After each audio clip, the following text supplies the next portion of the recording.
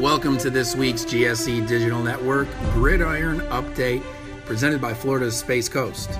Florida's Space Coast is where rockets still soar into orbit. Learn more at visitspacecoast.com. In the GSC, every week provides a chance to build a postseason resume, and nearly every game feels like a postseason matchup. Week 7 was no different. Let's take a look at last week's games.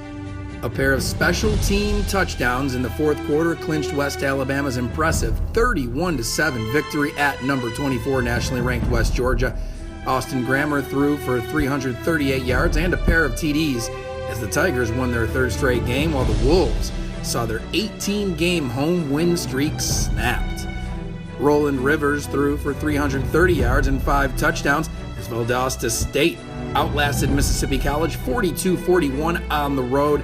The Blazers scored the game winner with less than 4 minutes to play, and the Black Swarm defense picked up sacks on MC's final 2 offensive plays to seal the victory. Marcel Newsome scored twice for the Choctaws. Chris Robinson tied the Gulf South Conference and Delta State records with 6 touchdowns as the Statesman scored the game's final 14 points to win a wild one on homecoming versus West Florida 55-51.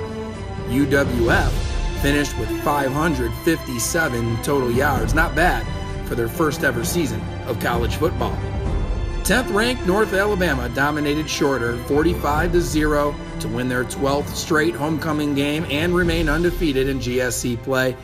Jacob Tucker threw for 2 touchdowns and ran for another as the Lions continue their quest for a 4th consecutive GSC title.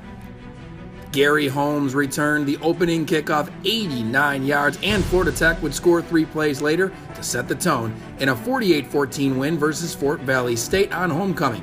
Mark Cato accounted for 5 touchdowns as the 20th nationally ranked Panthers added another regional victory to their postseason resume.